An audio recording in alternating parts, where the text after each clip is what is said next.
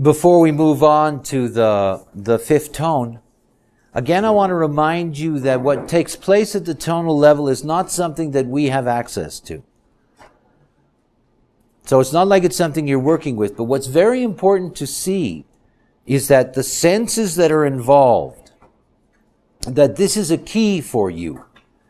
In other words, if you're going to be a first tone, you know that most of the awareness that you gather is rooted in smell. Now that's regardless of whether you have the whole channel or stream or gates in the stream of smell. Remember, we're dealing with a binary. So if you have somebody, for example, that has inner vision, you're going to have two kinds of inner vision people. You're going to have inner vision people that have a defined ajna in their rave chart. You're going to have inner vision people that have an undefined ajna in their rave chart. And they're going to be defined and undefined in different ways, if you know what I mean. In other words, you're going to get all of the varieties, but the theme, the underlying tonal theme remains the same. So it's not about saying, oh, I'm a 4, I'm inner vision, but I've got an open mind. That's terrible. It's not true. It can be wonderful.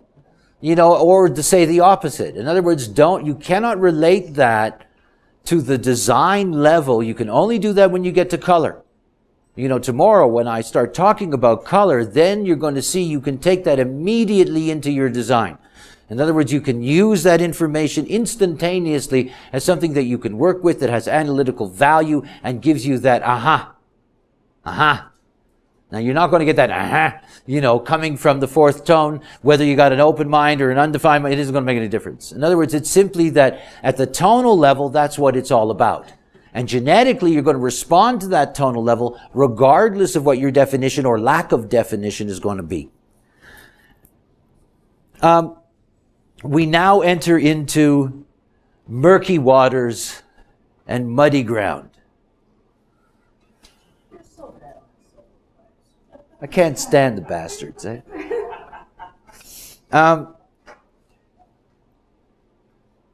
We come to the solar plex binary.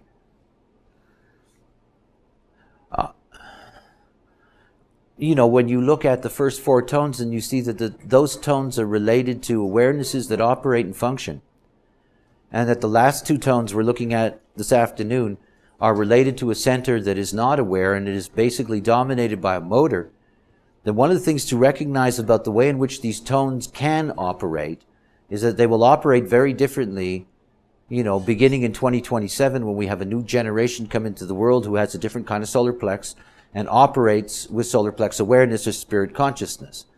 In other words, what I'm going to describe to you this afternoon is what the motor does to these tones. In other words, living out the tone through the motor frequency, but recognize that is what is. But after all, we're in the embrace of a mutation that's taking place. It's not like suddenly the mutation is there in 2027. That mutation is already being carried by the children that are going to give birth to the children in 2027. In other words, there's a process that's at work here. So the tonal qualities or the tonal values that I'm going to give you in relationship to the solar plex, this is based on the solar plex being a motor. And of course, being on the fact that this is the only awareness that does not operate in a frequency that is reliable. I mean, the one thing you know about the ajna and mind is that its frequency is all time. So it's very reliable. In other words, you're going to be able to process a thought forever. I mean, that's the whole thing. That's why when you give your mind authority, you really get yourself into problems because, of course, you're going to deal with that thought for the rest of your life. It just, that's the frequency of mind. Frequency of the spleen, we know, it's instantaneous, spontaneous, existential, in the moment. But when you're dealing with the solar plex binary, you're dealing with a wave that operates in time. And that's saying that wave that operates in time, that we have frequencies that are of different qualities and of different timings. It's one of the first things you learn as an emotional person is that the wave you've got with your mother is very different than the wave of your lover. You can have these waves that last a lifetime, literally, and you can have waves that last, 30 seconds. It's a very, very complex thing to have this emotional motor. So here in dealing with the solar plex, it's one of the things to recognize is that everything is operating through the emotional field. In other words, that the fifth tone of judgment, God forbid, fifth tone of judgment operates through an emotional field. Now we're going to see here that we have the two streams, and the two streams that we have is that we're going to have a collective abstract stream, and that's of course this stream of judgment, which is the stream of feeling that goes from the 41 all the way up to the 35. And then we're going to have the sixth tone, and the sixth tone is tribal, and it is the tribal, and it is rooted in touch, this tone of acceptance, and it starts with the 19 and it goes to the 40. There's no logic here. This is the only binary that has no logic. So one of the things to recognize about the solar plex binary is that the solar plex binary cannot have lasting impact on humanity. Remember that the only things that can have lasting impact on humanity are patterns that are reliable. It's the only thing. Nothing else has that lasting impact. And of course, the moment that you take away the logic, you take away any ability to be able to prove or verify in a way that is acceptable to the collective the validity of anything experienced tonally through these particular tones.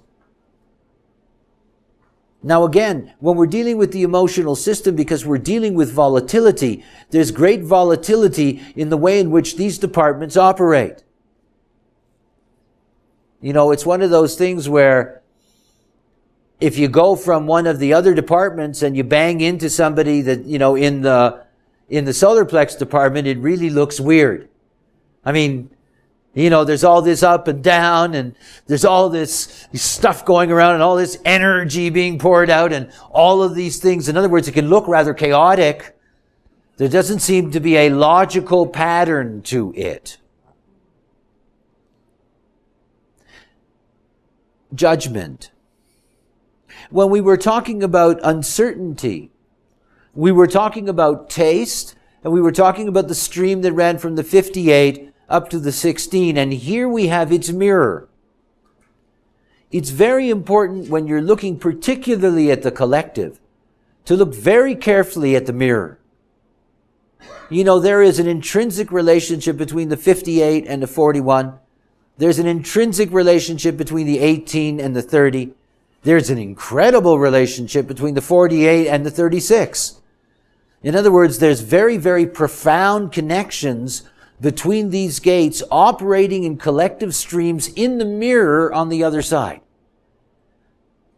If you look very carefully at the channel of recognition, the channel 4130, you'll see that it is all about recognizing what one can feel. Just as the 1858 is all about recognizing what one can or could or should or might correct. So there is, in the fifth tone, you have the whole human way of life. Chaos. It's the whole human way of life. After all, this is the human way. Now, of course, what we have with the fifth tone is at the moment that you're carrying the fifth tone, everything about your life is ultimately going to be about experience. Everything. And that the fifth tone will never ever bring awareness. Now, by the way, awareness is overrated. It really is.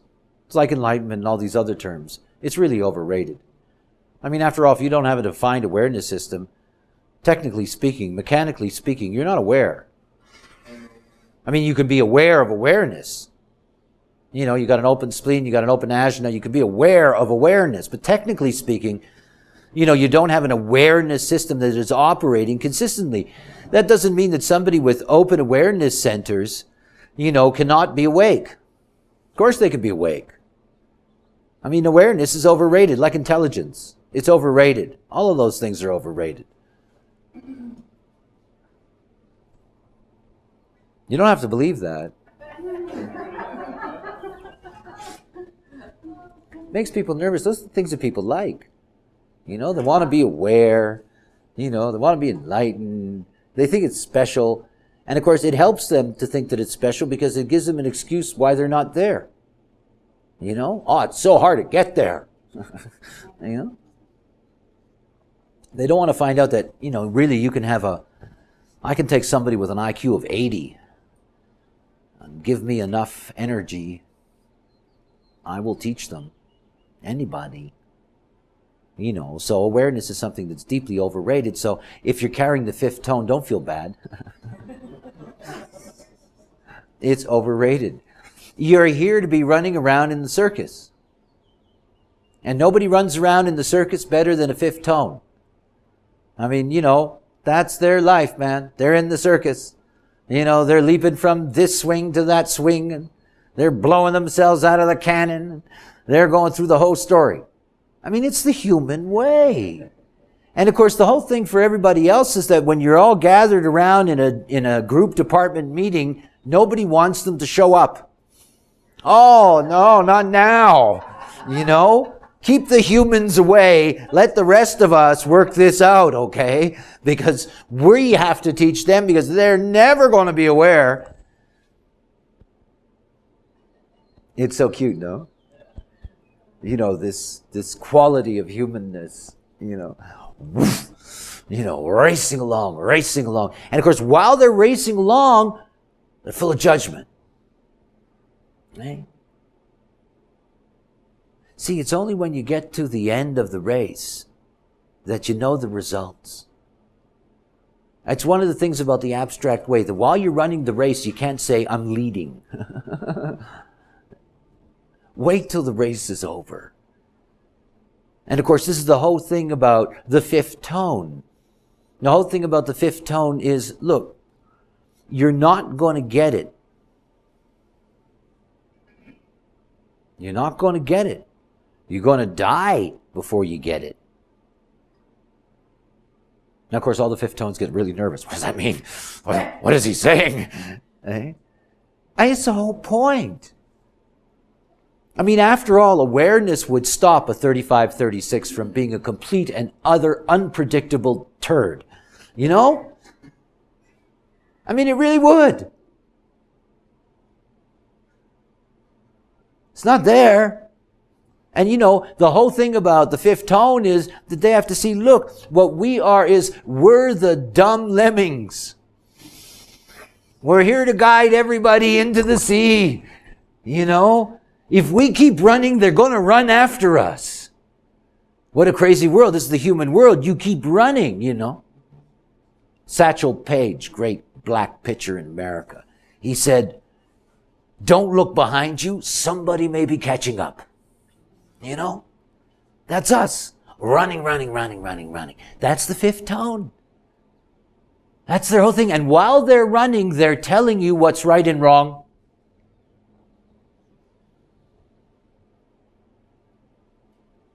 And you see, ideas, the human experience has power. That's great. You've all heard me say when you ask me how I am, so far, so good.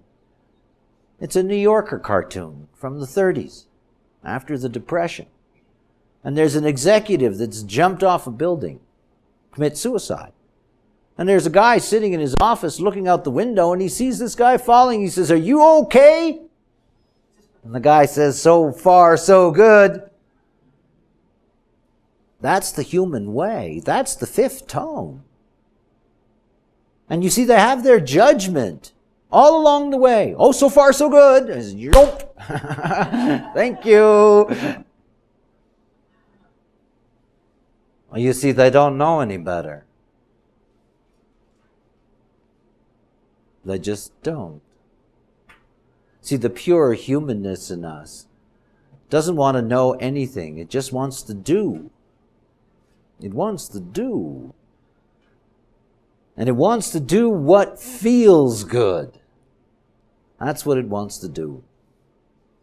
That's humans. They want to do what feels good. I mean, if you go down and you distill humanity down to its very, very basic ingredient, that's humanity. Let me do what feels good. Let me take what feels good. Let me eat what, all of that. It's all there. And remember that the moment that you get into the solar plex system, that you get into food and you get into sex. And of course, the solar plex binary is responsible, oh my God, for our sexual life. Can you imagine? Do what feels good.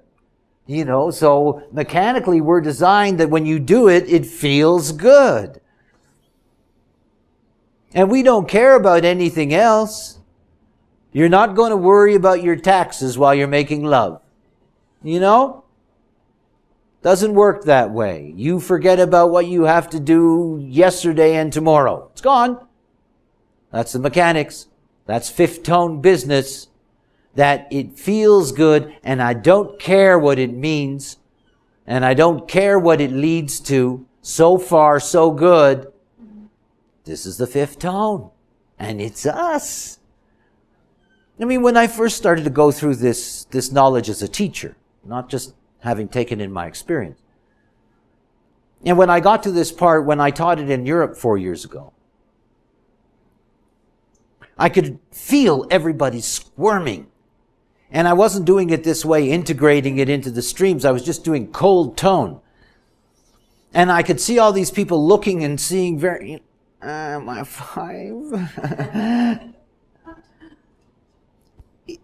Our vanity. You see, to be human is to do what feels good. We have to do what feels good. And it's not all of us. I mean, this is not the only department, But it is what frames our humanness. And of course, that gives all of us reason for caution. Doing what feels good for most of us is conditioned by all the fifth tones on the planet. And conditioned by their emotional wave. Remember that the tones are how we all are linked together in the whole. And that's taking place at a level that pays no attention to our personal lives. And of course, all it's doing with the fifth tone is that the fifth tone or any other tone is unleashed on us in order for others to take that in and be conditioned by it. So that we're all in the game together. The fourth tone that is going to release its inner vision will do so to people, will do so out of being defined or out of being undefined. We'll take it in or put it out or, there's all these different ways in order to get everybody else to connect to that information. In other words, 5/6 of the population, you're always trying to propagandize with your tone. That means that the friends that are around you, you'll discover very quickly, you'll see how often they're not your tone at all. Because that's not the way the program wants you to work. That's why it's not easy for us to have relationships of any kind. Because at the tonal level, which doesn't care about our personalities, doesn't care about our lives, at the tonal level, our job is to get everybody else to know our tone and for everybody else to let us know what their tone is. In other words, we're all in this propaganda business working for the totality. But of course, at our superficial level, we don't know that. And it can make things very uncomfortable. So here's that fifth tone saying, if it feels good, honey, do it. There's no inner vision, there's no outer vision, there's no security, there's no taste. It's all gone. There's just, come on, let's do it. And of course, it's emotional. It's emotional. It overwhelms all the rest of it. It just overwhelms it. And it overwhelms it either up, so that let's do it becomes let's do it, or it overwhelms them when they're down. It's an emotional field. Now, the emotional system is something that is truly beautiful, but it is only beautiful in time. It's rarely beautiful only in the now. It's time. If you want to love an emotional person, boy, do you have a study in hand. It takes time. Because it's there. But you see, you can't just get the impression of it, of the whole emotional being in a moment. It's not possible. They don't give that to you. And remember what the mind does with chemistry. Why do you think you get cranked if you're open and somebody puts their stuff in you? It's because your mind attaches itself to that chemistry. So when somebody puts an emotional down into you, your mind immediately grabs it, goes down with it. So you can imagine what this mad world is really like. Our humanness is just running around like chickens without our heads on. Over hill and dale into valley, we keep on running, don't know what the hell we're doing, and while we're running, we're deciding what everything is. That's why we need history. The history collects all of that. It gathers up all those experiences, and in gathering up those experiences begins to verify them. Begins to verify them in terms of consensus. And it's funny how that works, by the way. How those things can open up. There was this moment a couple of years ago. I can remember I was in Phoenix. And I was sitting in a hotel and there was some talk show on in the afternoon. And it was some woman that had, 25 personalities or 30 personalities. And the moment that somebody first told that experience, all of a sudden, all kinds of other people who had that experience began talking about it. This is the way that it works. All of a sudden, all of those experiences start coming out. And then we begin to see the place of that experience in the human field. That we know not to be surprised the next time that we meet somebody, who thinks that they're Al in the morning and Doris at night, or whatever the case may be. But they don't know that while they're running around through it. And somebody who is fifth tone, who has multi-personalities, whatever the hell that means, running through their life, they don't even know they have that until that experience is brought back to them. It's one of the extraordinary things about the fifth tone and the way it works. It's absolutely blind to any kind of true cognitive process. Remember, every single one of the tones is about cognition. This is anti-cognition. I don't have time to think, I'm busy. I don't have time to reflect, I'm doing. I don't want to think about it, I'm feeling. This is human. And it's always being caught in that funny balance of the wave. And you see, the only way it works is that at the end of the experience, only time will bring the perspective. Time. Whenever I meet experiential people, and of course they, by their very nature, have done a lot in this life, I always tell them their responsibility is get it back out. And it doesn't matter how they do that, whether they do a video for their grandchildren or, it doesn't matter what it is. Just the way to get it out.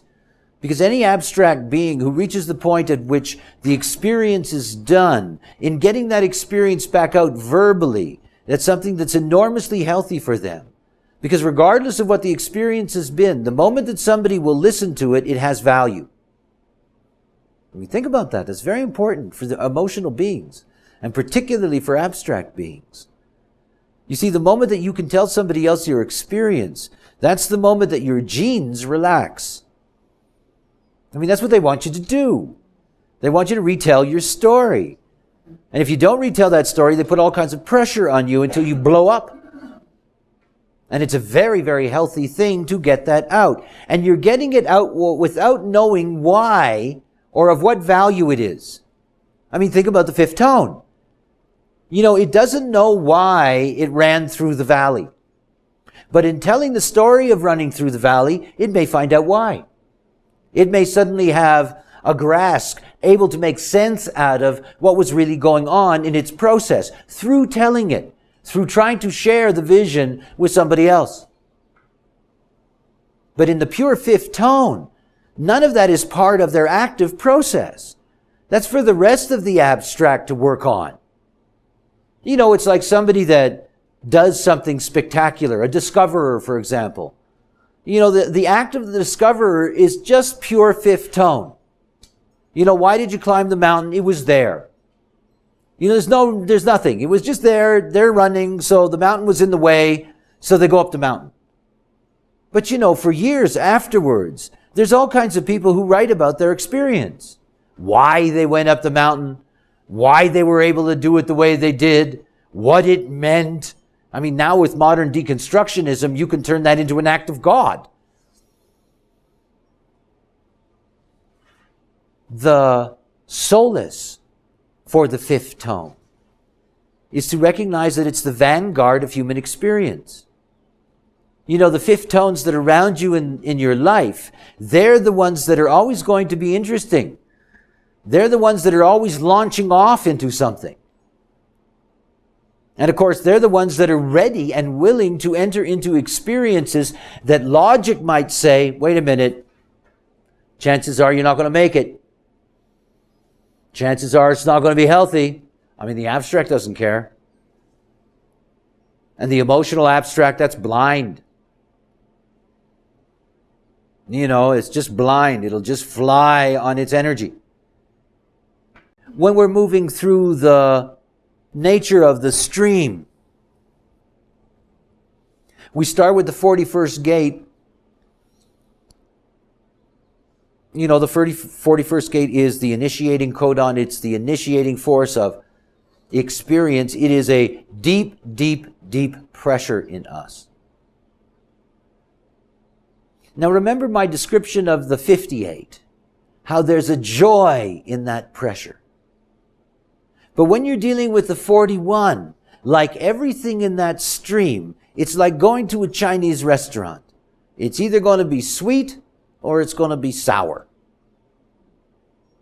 And the pressure that is there in the 41 is a pressure that will naturally find its release through the sweet or the sour. And the sweet or the sour is the 30th gate, which is the gate of the fates. The idea that we are helpless, which has always permeated humanity, is a quality that the fifth tone brings us. They are helpless. They are just helpless. They fly through the sweet, they fly through the sour, there's nothing they can do, and because they are not there to be aware in that process, they are only victims in that sense, without that being a negative of that process. So the 41st gate pressures to the sweet or the sour side.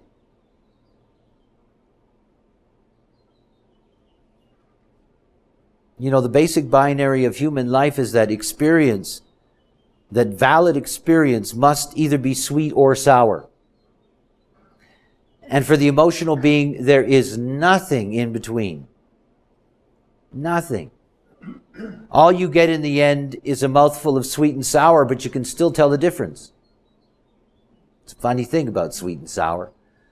They don't blend. You can still tell the sweet, you can still tell the sour. That's a good tongue twister.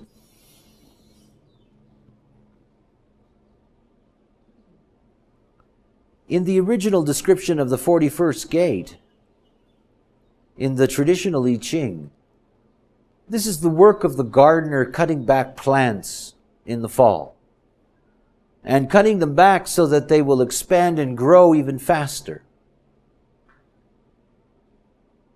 Now, I want you to think about that in the context of humanity. In the context of humanity, that means that many will enter into experience, few will survive.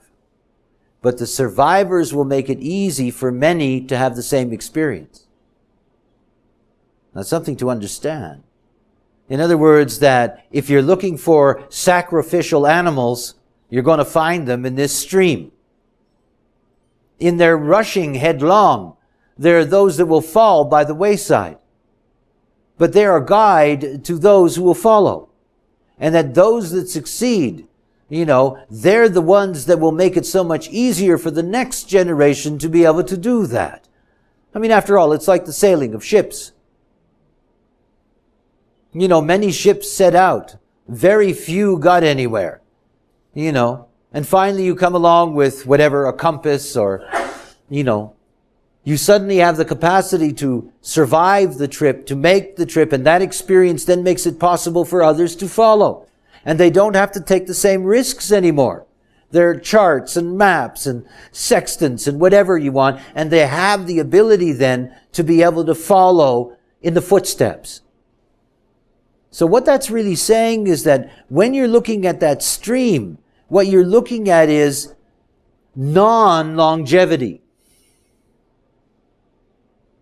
In other words, the survival rate isn't great. You see, the thing that keeps us alive is logic. It's logic. And the science of logic.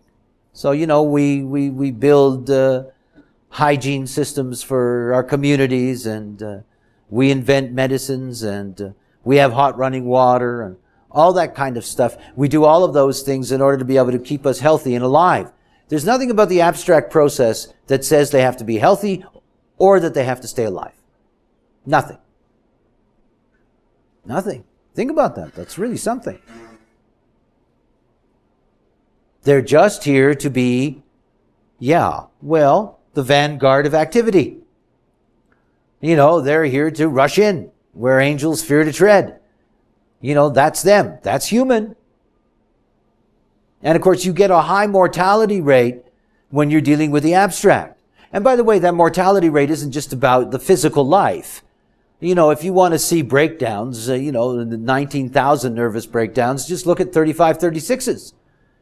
And if they're not breaking down, they're breaking somebody else down.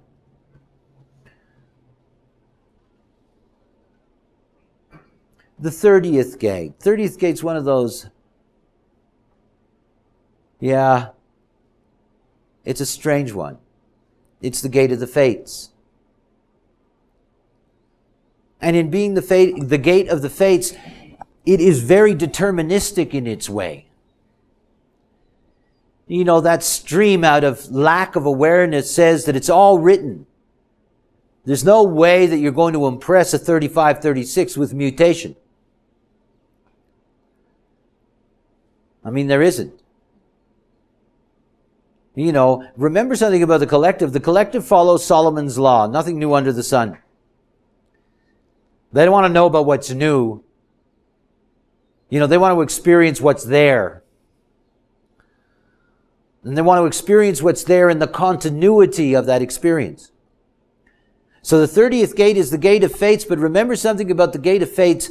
The gate of fates is the only gate that's there to burn you up. The clinging fire. Fourth line, burnout. It's really there to let you know that this life can be a quick flame out. Princess Diana with her son in 34th line. Flame out. That's a classic example of that. And a lack of awareness along the way. So in dealing with the 30, you have to see that the 30 is going to recognize, pinpoint a feeling that it is going to need to follow through. Remember that. When the 18th gate sees what needs to be corrected, it is never going to be satisfied till it gets its chance. And that's without emotion. The moment that the 30th gate identifies with a feeling, the force behind that's enormous, and it doesn't stay consistent, which means that they suffer in holding on to that feeling. Suffer waiting for that opportunity to get it out, or, get full of hope, become obsessed. It can go in so many different directions.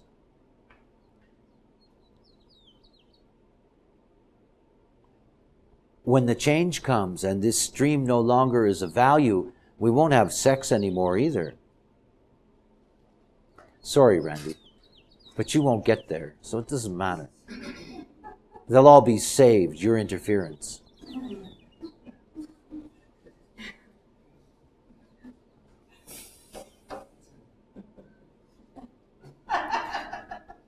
It is really there to set us on fire. I mean, that's what humans are. I mean, we're the masters of fire. Well, there's never been anything like us. And the first trait of really being human is when you control fire. You know, that's what made us different from everything else. And this is the human way. It's a burning. And you know, I talk to you a lot about chemistry. But you know, one of the funniest things that people don't think about is what you breathe. I mean, you breathe oxygen. Oxygen is an incredible corrosive. I mean, oxygen rips the side of your car apart and turns it into, you know, brown red dust. And we live on that. We take this burning fire into our systems, and our cells burning. It's all burning. It's all fire. We're fire. This is the human way. And oh boy, do we love to burn, eh? And burn things. And, you know, our weapons, as long as they can make bigger and bigger and bigger and bigger flames, we get more and more excited by them. You know? Let's reproduce the sun, okay? Whoosh. You know? Fire. And of course, we burn with it. And that burning, that chemical burning, which is all about oxygen, is desire. It's desire. To be human is to be desirous. That's what it is to be human. That is what it is to be fifth tone, is to maintain the sanctity and purity of what it is to be human. And to be human is to be a blind, running, desirous thing. That's us. Ain't we great? You know? And we're plowing through, burning up everything in our path. And then when we run out of things to burn, we burn each other. I mean, after all, it's one of the most common things they do on this planet is they burn bodies, you know? Let's burn them. Throw them in the flames. Dust to dust and ashes to ashes. Funny stuff being a human being. And what you have to recognize is that out of that emotional desire comes the judgment. If it feels good, it's right. Now, you know what the logic side thinks about that. Eh? Excuse me. No. That's why we're uncontrollable as a species. You look at all the matrices. You know, no other form of life has an emotional system. And the 35 process, the 35 all the way down to the 41, you know, it's never going to be aware. It's only temporary. You know, it's been driving us for our whole human evolution. But you can see what it is. And that you can see how difficult it is for human beings to give up the not self. It's not going to be easy for any fifth tone to give up the not self.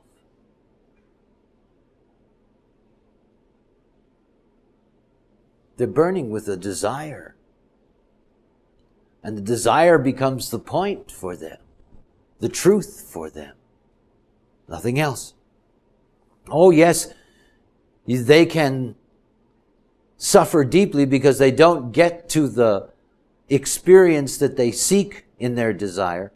And they can go down in their wave and be depressed and this and that and blah, blah, blah. They don't let go of it.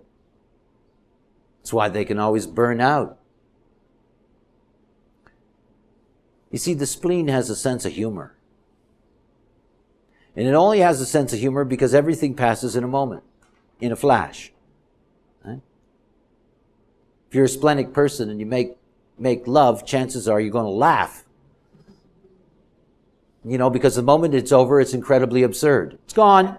What was that? If you're an emotional person, you're serious. I mean, you're serious. There's nothing more serious than the 41 going to the 35. Nothing more serious on the whole planet. Take themselves serious. Take everything else serious. Now, of course, that seriousness can be light. They can be up in their wave. And you wouldn't think particularly that they were being serious because they're being light, but they're serious as hell. And when they go down in their wave, you can feel the weight of that seriousness. See, in the field of desire, the only thing that matters is getting the experience. Nothing else matters. The end justifies the means. Nothing else matters. Nothing. It's not personal. It doesn't care about the other. It just has to have it. If it feels good, I gotta have it. You know. That's us. It's a great thing to notice. Now look, you get to the 36 gate. The 35-36 is the channel of talent for the abstract process. Sexually, it's about sexual talent. At the mundane level, it's about experiential talent. Been there, done that, know how to do it, can tell you. In other words, it's that whole process of going through the experience. And once you've gotten through the experience, then the ability, then the possibility of being able to share the experience with others. After all, the 35 being a throat cake. But think about the 36. And think about the 48. Now they're different. They're different in that the 36 is sitting in a motor and the 48 is not. Now they are both gates of frustration, but the 48 is much more frustrated. Much more frustrated because it's a projected element rather than a manifesting element. But there is a difference. The 48 can be bitter, projected element. It can be bitter that it's not recognized. But the 36 with the 35, it gets emotionally angry when it cannot get to what it desires. Emotionally angry when it cannot get to what it desires. Now, if the 48 can't get to the 16, it's bitter. Nobody sees my depth. Nobody sees my ability to be able to go down into the core and to bring out a solution. Woe is me. Nobody sees me. But there's nothing to be done. But the 36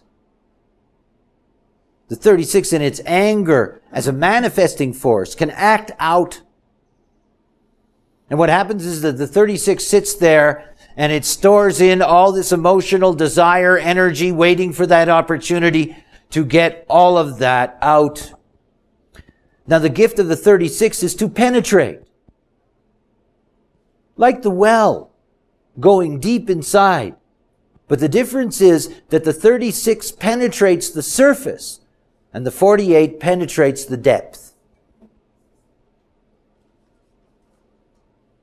In other words, the 36 is there to penetrate, to break through into the experience, but it's not there to go into the depth of the experience.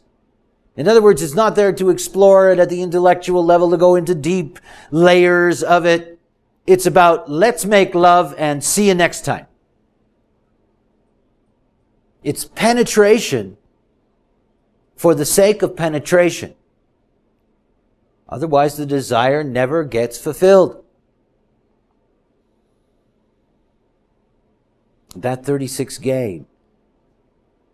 Remember that it is the gate of crisis and the darkening of the light until we have a transformation in the solar plex system. Now, it's never going to be aware, but the rest of the solar plex will operate differently.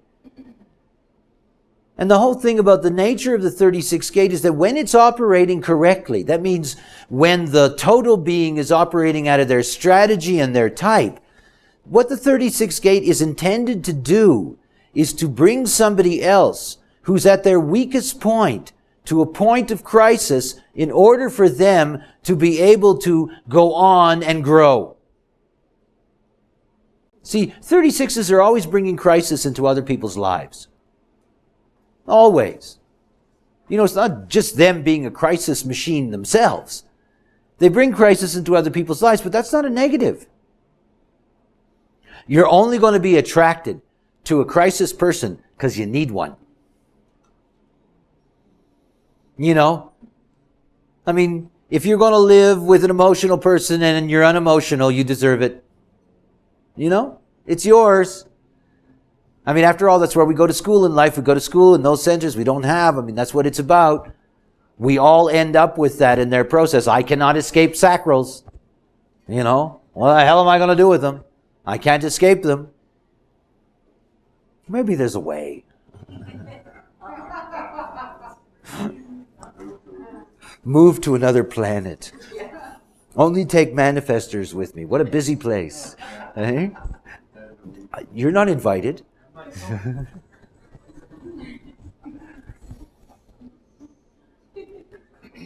The 35th gate, gate of progress. I didn't say it all. Desire leads to progress. You know, let's be unaware, let's be desirous, let's do what feels good. That's progress. I mean, you got philosophers going back thousands of years that said, do what feels good. You know, it's the best thing possible. And of course, everybody said, geez, you can't say that. You know? I mean, that's the whole thing about being purely human. Purely human is really something. You know, it's really something. Hey, let's have fun, man. You know? I mean, kill without remorse, love without remorse, you know, work without remorse. I mean, it's being human. Incredible thing. I mean, if it wasn't for all these other tones, you know, what a vicious lot. Self-absorbed, lost in desire, raging up and down, and that's progress.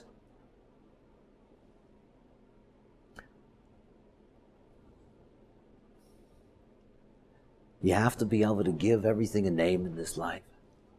And you have to be able to see it all to give it a name. And you have to know what it is. You have to experience it. I mean, that's us. You know, we're the great tasters. You know, we take in everything. You know, every root, every animal, every creature.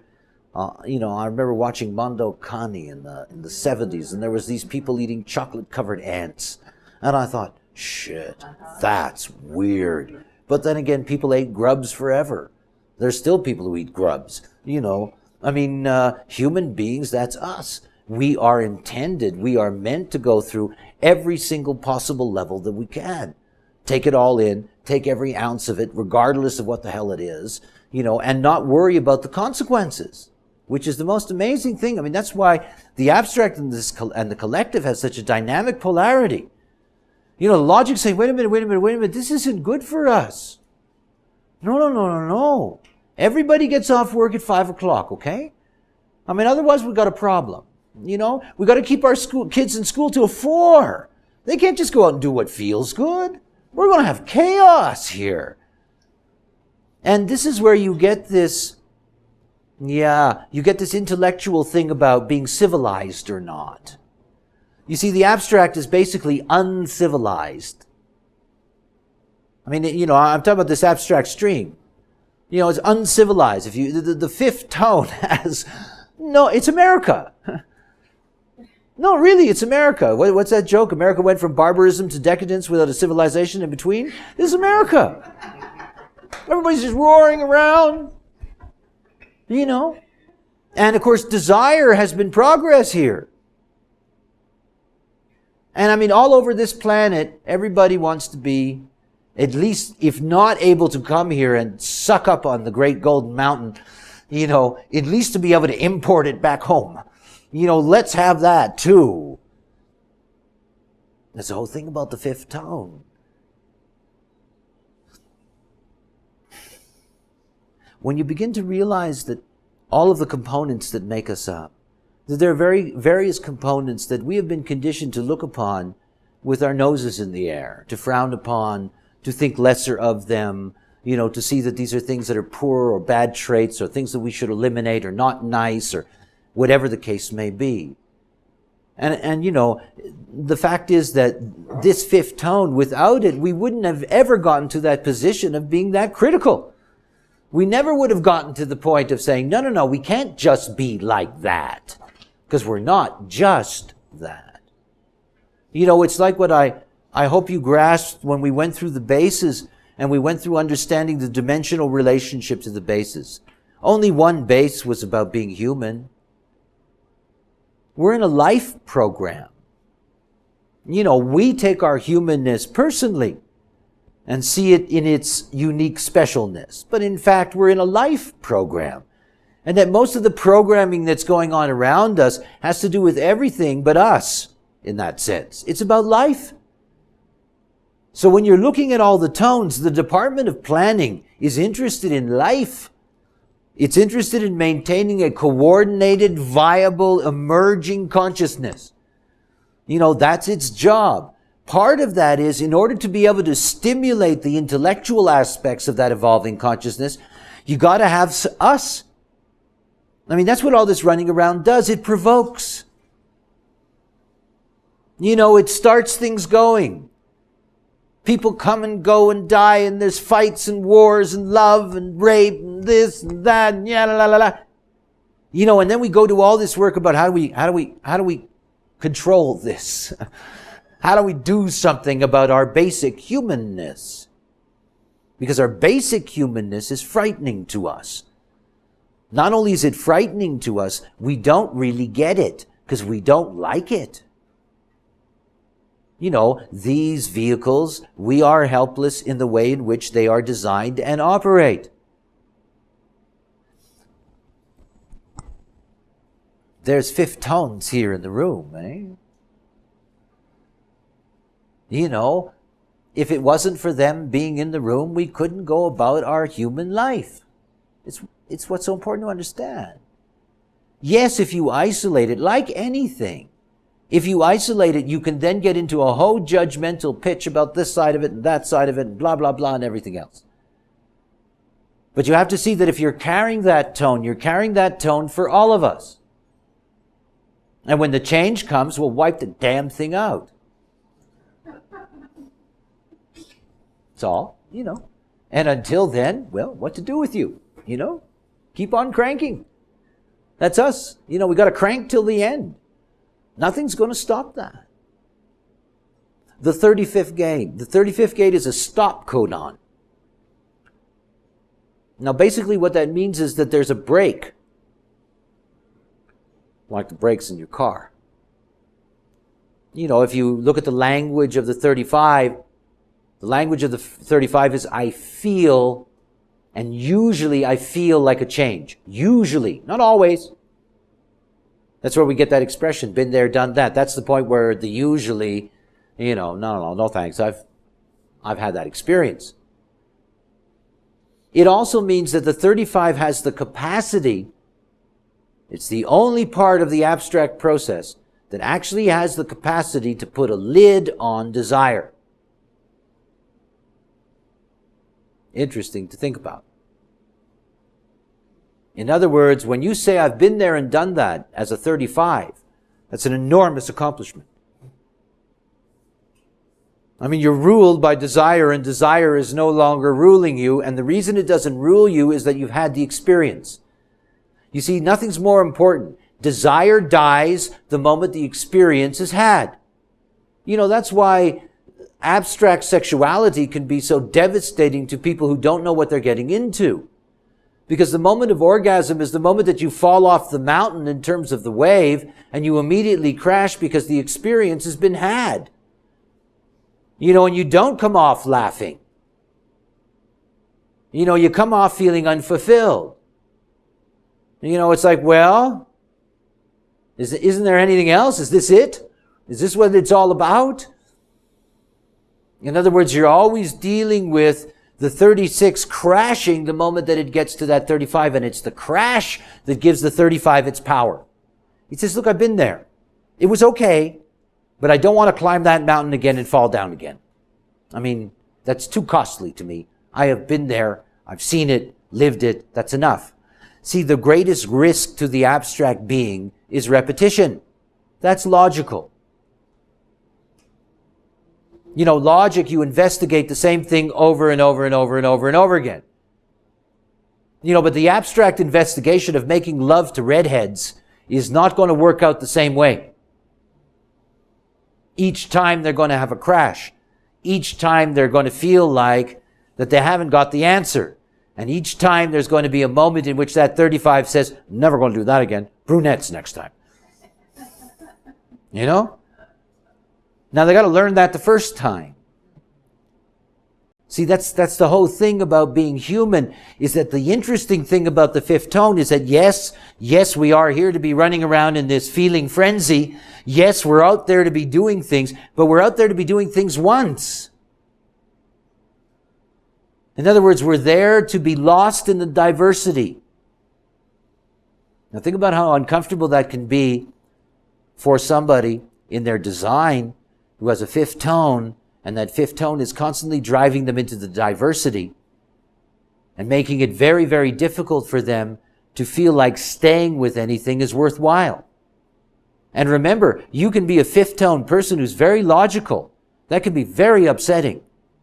You want desperately to be able to repeat and repeat and repeat, but there's something inside of you that says, hey, don't repeat. Let's do something else. Let's not do this same thing all over again. And remember, because you have no access to that, there's no way you can work with that. What will happen is that the logical person that carries the fifth tone, if they're honoring their strategy and type, remember, it always, always, always comes back to the same thing. It doesn't matter wherever I go in this knowledge. As a human being, to live correctly in this life, all you have to do is follow your strategy, nothing else. So the logical being who's fifth tone, who follows their strategy, will be able to get into a logical process that allows them to use different ways in the diversity to prove it. So they'll use this one way of looking at it, and then they'll try another way of looking at it, and then they'll try another way of looking at it. In other words, there'll be a way that it can come out as long as they enter into the right thing in the first place. But it's saying that at the psychological level, there's going to be this undertone of pressure that's there, because the fifth tone person is, they need to keep on going after the next experience. It says something about us sexually. See, the moment that you're looking at this abstract circuit, what you're looking at is that there is never a bond made. Never a bond made. A bond laid. Never a bond made. Right? Well, it's true. It's the way it works. And of course, that's the way we're designed. As humans. As humans, we're not designed as humans to be monogamous. We're not designed to be fixed in pair bonding as pure humans. We're here to be ruled by desire. If it feels good, do it. Now that's very human. And the way in which we pair bond is because of the animals, which I'll show you after the break. We're just following animal patterns in being bonded. That's not what we're like. That's not what we're like at all. The pure human is only interested in what's next. What's next? Next. Next. And that's male or female, makes no difference. So you can see that if you look at the pure human, I'll tell you a secret. This is hell to the Christians. This is the evil that lies in all of us. This is the curse of God. We are savage, relentless, desirous animals. And the collective hates that because it gets all squishy. The logic and says, no, we're not. See, look at that beautiful building we built last century. We're not like that at all. And my neighbor slept in the same bed for 60 years, Okay. But that's, if it isn't for the sixth tone, you forget about that. We would be endlessly chasing and hunting. Endlessly. So you can see what kind of pressure is there. Imagine the sexual pressure that's there on somebody carrying the fifth tone. If there's somebody that has abstract definition, if they've got a strong emotional system or a very open emotional system, oh boy. Sexuality can overwhelm them in their lives. Desire can overwhelm them in their lives, and they have no control over that.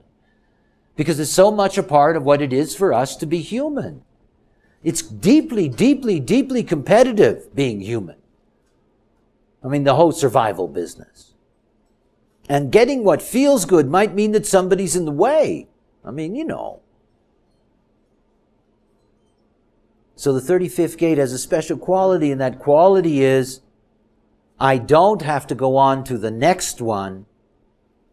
I can be satisfied at this point. That's quite a giant step for any 35. After all, the stream from the 41 to the 35 has to do with the hunger system in us, and has to do with hunger as a measurement system.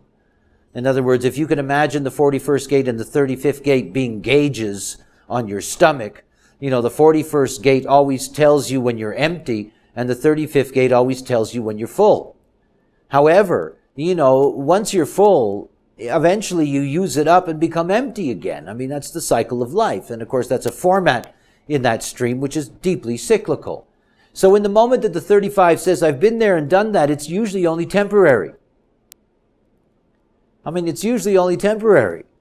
The moment they're horny again, they'll say, well, maybe another redhead will do.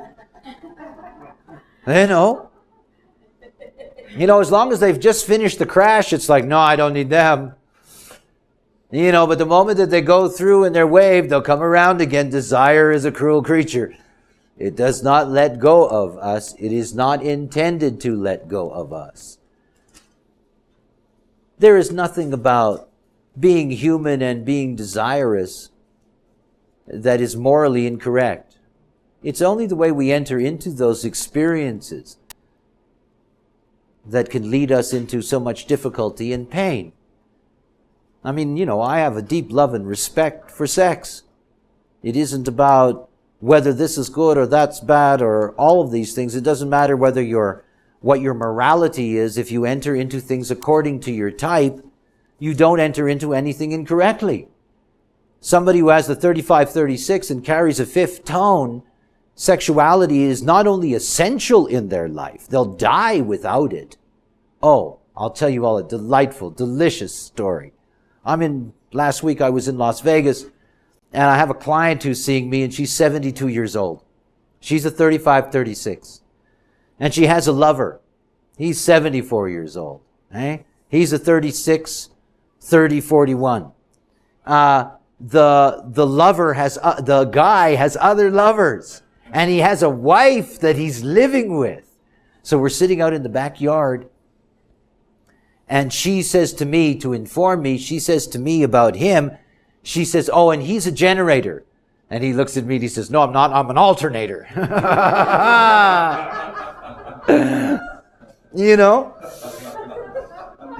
That's a fifth tone. That's what it's all about for them. And of course, it's delicious. You see people of that age, they're having a good time. It's very nice.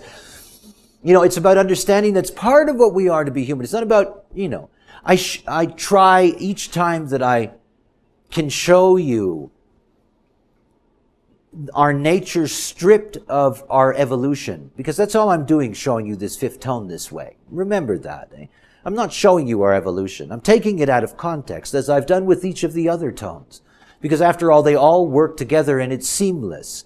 So there's no way that you can really, just because somebody's a fifth tone doesn't mean that's what they are. If you look at their design, you'll see that, they have all these gates, they'll have all these different tones in them. We're a mix of everything. It's not about that. But what I want to show you is that when you get down to that pure level, to see us for what we really are. And in seeing us for what we really are, recognize that we're a passenger in that thing. We're a passenger in it. And we are always going to have to accept its limitation. Always. I am a 41. I have never in my entire life been free of desire. It is not possible for me to be free of desire. Fortunately, I don't have the rest of it. I don't have to do anything about it. However, doesn't mean the desire ever goes away. And desire's kind of sweet for me. It's sweet because I never get the sour. I never have to follow desire. I never have to chase desire. But it's just, to see that, to understand what we are, and to recognize how helpless we are in all of that, and not to be the collective to the abstract that says, no, not good. To see all these aspects of our nature within the context of our totality. In that way, you can see it in the context of the real totality. You see, it's like us, in a sense. It is all of this. All of this. The real thing is that we are the embodiment of this desirous program now. There is no other form that's carrying it the way we carry it. And so we're controlling the desire realm. And if you go to any good teacher, particularly Eastern teachers, they will talk to you endlessly about the glamour of desire. I mean, endlessly, because that's us. And is desire full of glamour. And that glamour is really incredible. It's really incredible. We're never allowed to be free of it because we won't finish our job. You see, if we're not, when you get to the top of the food chain, if you're not ruled by desire, you just sit back and stay there until it all falls apart, until others learn how to adapt to you, until you become weak, whatever the case may be. We're not allowed to stop. We're not allowed to end desire. It's not going to end. We're not going to get rid of it. We're going to be driven by sex and food and pleasure right to the very end. The whole thing for us is enter into it correctly, and then you can enjoy that banquet that the Maya gives us. I mean, geez, I'm glad I'm not a deer and I only do it twice a year. I mean, give me a break. There is joy in the desire field, but you got to enter into it correctly. We're not here to be ruled by desire. To be ruled by desire, that is only going to lead to deep, deep problems for us and for our societies. But we're here to appreciate it, take advantage of it. And that those that are truly desirous and follow that way, they teach us so much. They teach us that you can make love standing on your head. Not that any of us really care, but that's part of their thing. They teach us that you can survive in certain situations. They teach us all of that. So they have real value. So in looking at tone and looking at the fifth tone, remember something, that what truly makes it difficult is when the desire becomes equated with logical judgment. In other words, this is what I desire, therefore it's right, therefore I'm right. Now, of course, only logic can play that kind of game. All that the abstract can do is say, I desire, and I will enter into desire correctly. Then everything's perfect. I mean, then it's really perfect. Gee, if we had emotional people who entered into desire correctly, this would be a very blissful place. I mean, after all, if all the emotional people on planet Earth really had their shit together, it would really be a nice place. Instantaneously. Then all we have to do is heal all the splenic people, and then we could all feel good about being in a nice place. And then we have to clean up all the mental creeps, and then, let's have a break.